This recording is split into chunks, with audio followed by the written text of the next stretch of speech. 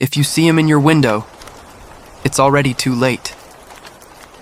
The rain hit the glass in steady sheets, a soft percussion that filled Emily Carter's second-floor apartment. She leaned back on her sofa, scrolling mindlessly through her phone, the faint hum of her lamp buzzing in the silence. It was nearly 2 a.m., the hour when exhaustion makes the world feel blurred, when shadows stretch longer and sounds carry farther. She wasn't usually awake this late, but tonight, something felt restless. Her roommate, Sarah, had gone home for the weekend, leaving Emily alone in the creaky old apartment that sat above a row of half-empty shops. The street outside was usually lively, but in the rain it looked like a ghost town.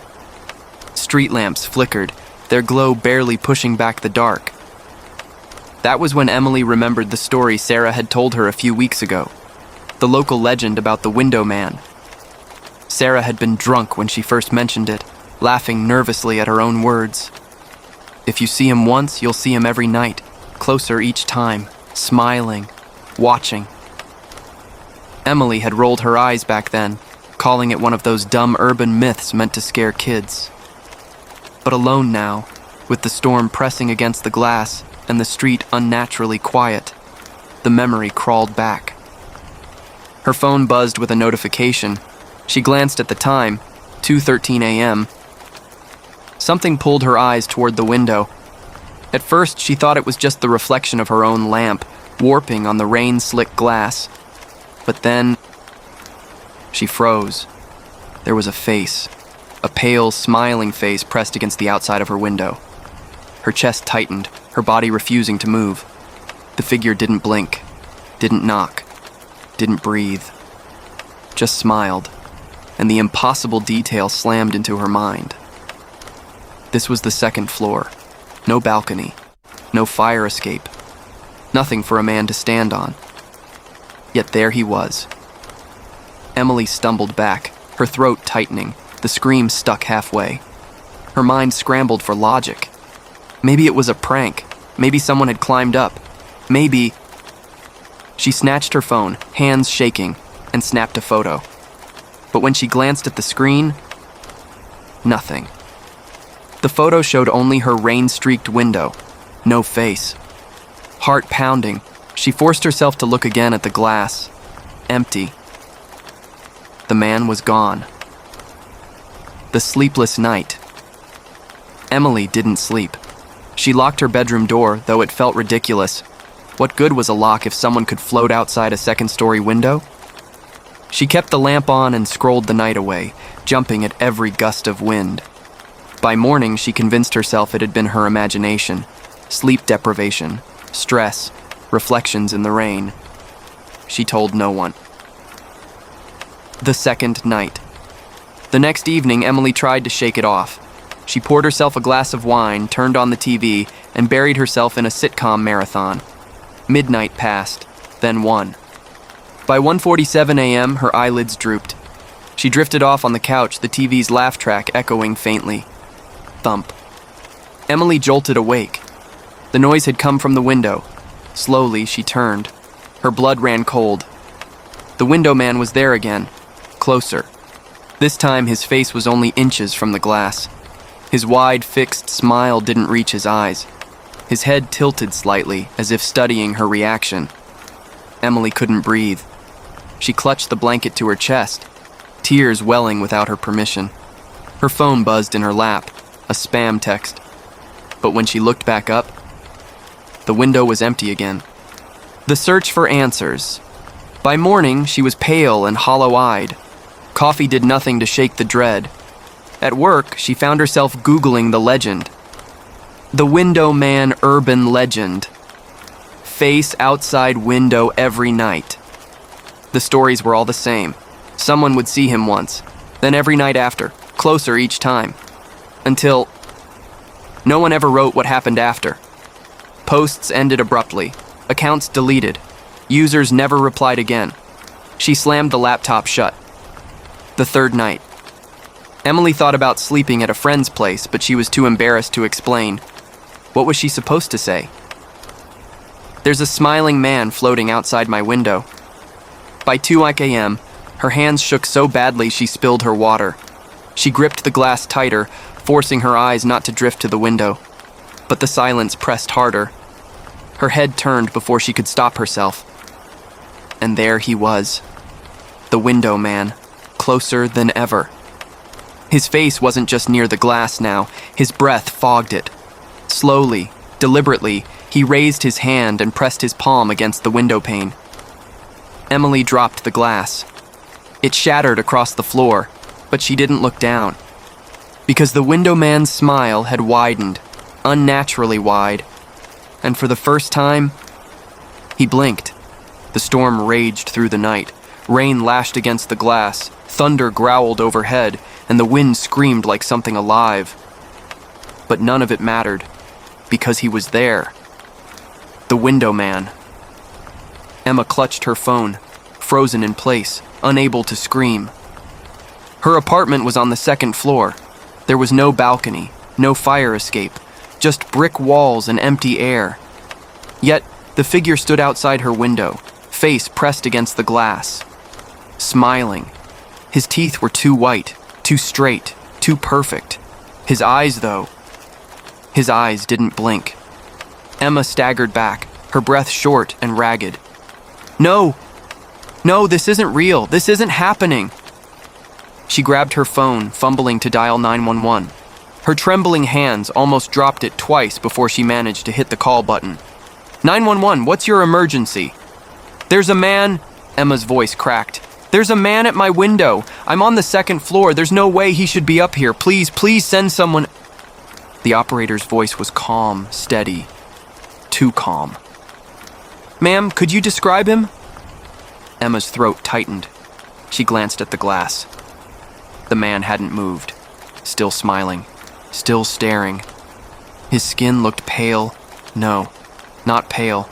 Glossy, like wet paper stretched too thin. His lips moved slightly, but no sound came out. Emma forced herself to speak. He's tall. His face, it's right against the glass. He hasn't moved. He's just smiling at me. A pause on the line. Too long. Ma'am, the operator said finally. Does he look familiar? What? Emma stammered. No.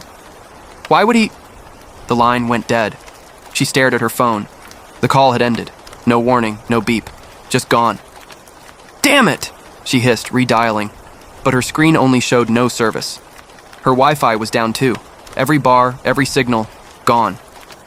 Emma's heart pounded in her ears. She backed toward her bedroom, not daring to look at the window again. She slammed the door shut, locked it, then pushed her dresser in front.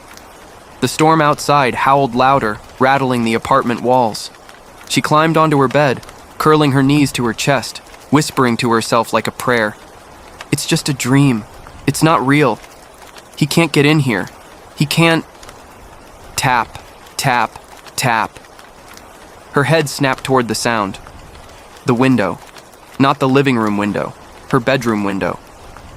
Emma's blood turned cold. Slowly, against her will, she turned her head. And there he was. The window man. Smiling. Closer now. His teeth pressed against the glass like they were trying to push through. His lips peeled back too wide, stretching skin that looked ready to split. Emma's scream tore through the storm. She bolted from the bed, fumbling for something, anything she could use. A lamp. She grabbed it and hurled it at the glass. The bulb exploded, sparks showering the carpet. But the window didn't crack, not even a scratch. The man didn't flinch. His grin widened. Emma collapsed against the far wall, sobbing, shaking uncontrollably. She squeezed her eyes shut, desperate not to look. Go away! Go away! The room fell silent. The tapping stopped. Slowly, Emma opened her eyes. The window was empty. He was gone. Her breath came in shallow gasps. Hours crawled by. The storm faded to nothing. At some point, exhaustion won, and she passed out on the floor. The next morning, Emma woke with the sun glaring through the curtains. For a moment, she thought maybe she had dreamed it all. The storm, the face, the teeth. She stumbled into the bathroom, splashing water on her face. She stared at her reflection, pale and sleepless but alive, until she noticed something. On the corner of the mirror, drawn in fog though she hadn't showered, were 3 words: "See you tonight." Emma stumbled back, nearly slipping. No! No, no, no! She bolted from the apartment, throwing on a jacket, not caring about her appearance. She needed answers. The library. It wasn't her first choice, but Emma's phone still wouldn't connect to the internet. No calls, no messages, like she'd been cut off from the world. So she sat hunched at an old desktop computer in the town library, typing with trembling fingers. The Window Man Urban Legend. Dozens of results popped up. Blogs, message boards, obscure forums. She clicked one at random. They say once you see him, you can't escape him. He'll come every night, closer and closer, until he's inside. No locks, no walls, no glass can keep him out. Emma's pulse raced. She clicked another. He's not a man, not anymore. He chooses people. Nobody knows why. But if you try to run, you'll only find him waiting at the next window. Another post. The last thing you'll ever see is his smile. Emma's stomach churned. She felt eyes on her, even in the crowded library. Then she saw the last post. If you've seen him once, it's already too late. But whatever you do, never let him in. Emma froze. Her hand hovered over the mouse. At the bottom of the post, a comment, dated only yesterday. "Help me, he's at my window right now." And the username? Emma92. Her own name. Her birth year. Her heart stopped. She hadn't written it. She knew she hadn't. But there it was. Her username. Her plea. And below it, a reply. "See you tonight." Emma slammed the computer shut, nearly knocking the chair over. Heads turned, but she didn't care. She ran out of the library straight into the daylight.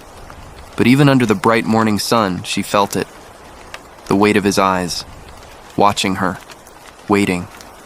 And tonight, he'd be closer. Sarah woke with a start. The clock read 3:07 a.m. Her apartment was silent, except for the faint rattle of the storm outside. But something felt different. Her skin prickled. The air was heavy, charged, as though the room itself was holding its breath. Slowly, she turned her head toward the window. The curtains were open.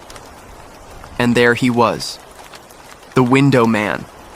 His face pressed almost against the glass now, his lips stretched in a grotesque smile, teeth too white, too straight. His eyes gleamed with something that wasn't human. Sarah screamed, scrambling out of bed, fumbling for her phone. Her trembling fingers dialed 911, but the line only buzzed with static. "Please, please help." She sobbed into the dead phone. The Window Man's smile widened. She grabbed her lamp and hurled it at the window. The bulb shattered, sparks flying, but the glass didn't even crack. He didn't move, didn't blink. Then, knock, knock, knock. 3 slow taps against the glass, even though she was on the second floor. Her legs nearly gave out. She staggered back, pressing herself against the wall. The knocking stopped. And then, silence. Sarah dared a glance back. The Window Man was gone. Her chest heaved as she gasped for air, clutching the edge of her dresser for support. Maybe it was over. Maybe he was gone. But then she noticed the wet footprints, trailing across her carpet, from the window to her bedroom door. And the door was open. The storm had passed by morning, leaving the city washed and eerily quiet. Rainwater clung to the glass of Emily's window, streaking down like tears. She hadn't slept. Not a second. She'd sat on the couch, her body trembling, her eyes fixed on that window. Because she knew he'd been there. She'd seen him. The Window Man. That wide, unblinking grin and those hollow eyes. And she'd heard him whisper her name through the glass, even though she'd never told anyone what apartment she lived in. Emily forced herself to move, her body stiff from hours of paralysis. She had to get out, leave the apartment, leave everything if she had to. But where could she go? If the stories were true, there was nowhere safe. Once you saw him, he followed. Her phone buzzed on the counter. It was Sophie. Sophie. Did you see him again? Emily. Yes. Sophie. Okay, meet me at the library. Don't stay there alone. Emily clutched her phone so tightly it shook. She wanted to believe Sophie could help, but deep down she knew the truth. Once the window man marked you, it was already too late. Still, she couldn't just sit here waiting.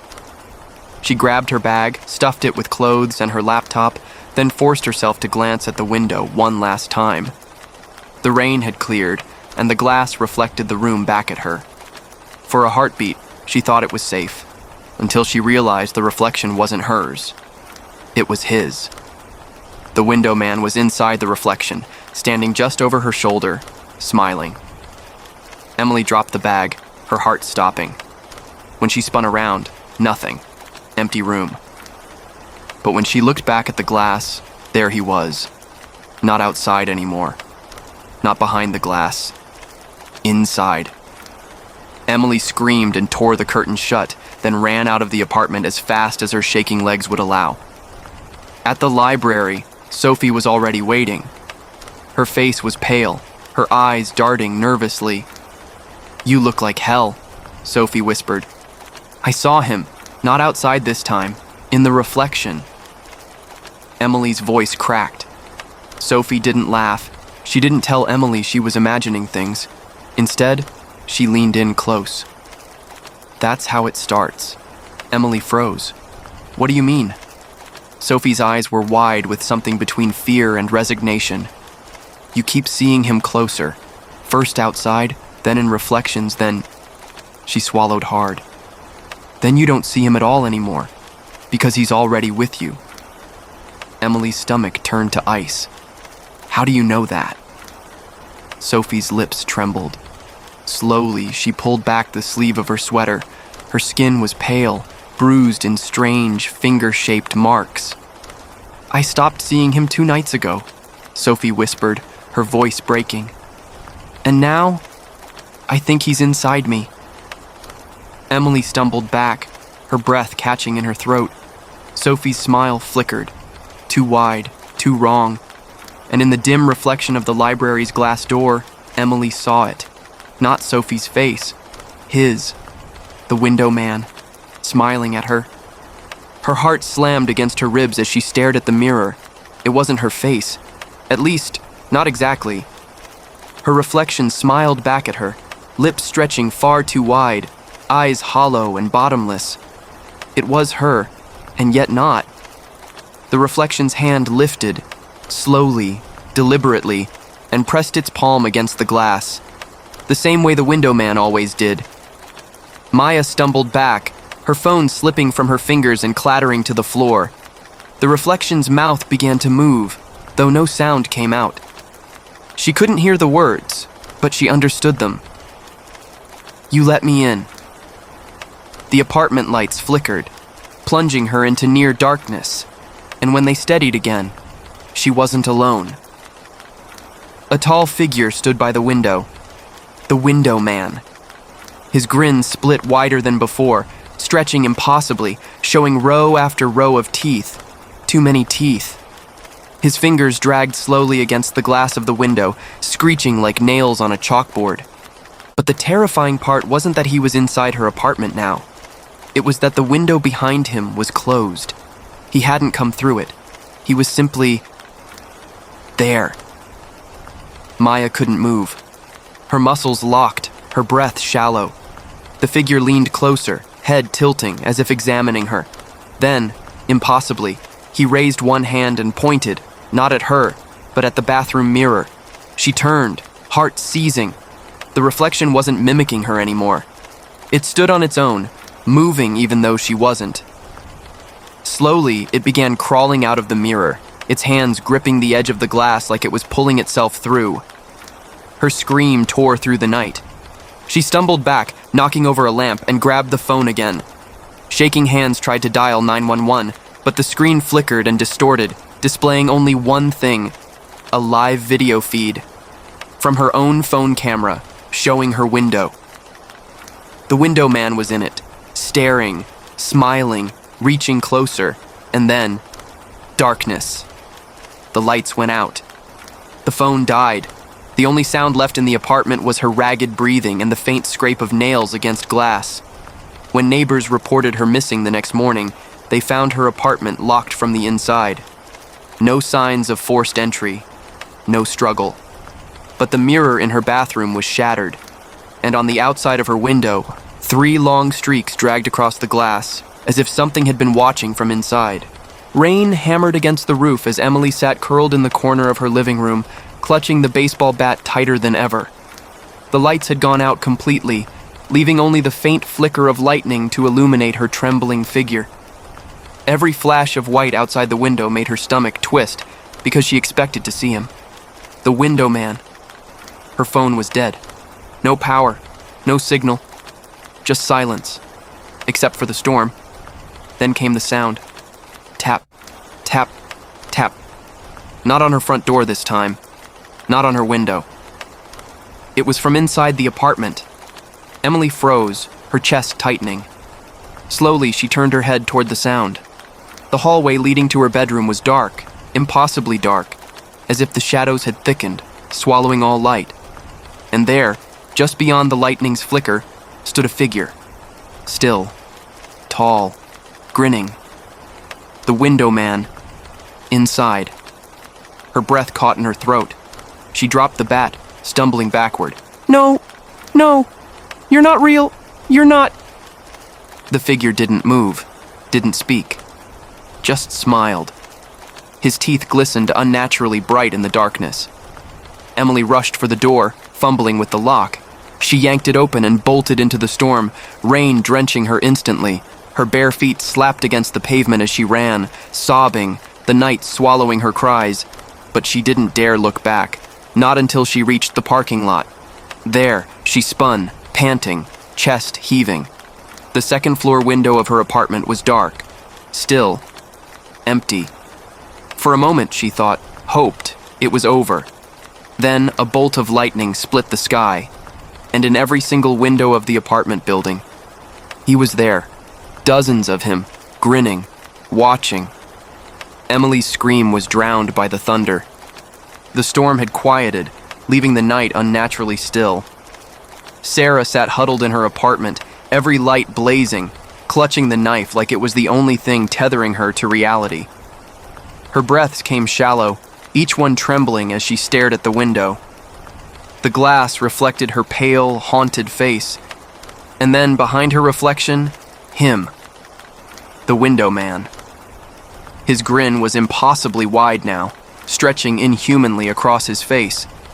His skin was cracked, gray, almost corpse-like, and his eyes, solid black voids, seemed to drink in all the light of the room. He didn't move. He didn't knock. He simply stood there, smiling, watching. Sarah's scream tore through the silence as she dropped the knife and stumbled backward. Her body shook violently as every instinct screamed for her to run. But where? The window man wasn't outside anymore. He was inside. The lights flickered, then went out. The room was swallowed in blackness. Sarah's panicked breaths were the only sound, quick and ragged. She could feel him near, could sense the weight of his stare pressing against her skin like a physical touch. A whisper slithered through the dark, so soft, so chilling. It felt like it was inside her own skull. "You saw me." Sarah tried to scream again, but her voice caught in her throat. She turned, blindly reaching for the door, but her hand brushed against something cold and rough. Not a wall, not furniture, a hand. She froze. Slowly, her eyes adjusted to the dark, just enough to make out his shape, towering over her, his face inches away. That smile, those eyes. Her scream never came. The next morning, Sarah's neighbors complained about the flickering lights, about the loud noises during the storm, but when they knocked on her door, there was no answer. The police found her apartment empty. No signs of forced entry, No struggle. Just her phone on the floor, screen cracked, with one final unfinished message typed out in shaking letters. "He's in the window." And though Sarah was gone, the neighbors whispered of strange things. That sometimes late at night, if you looked up at her apartment window, you could still see her silhouette standing there. But she wasn't moving. And she wasn't alone. Because next to her, smiling wide and still, was the window man.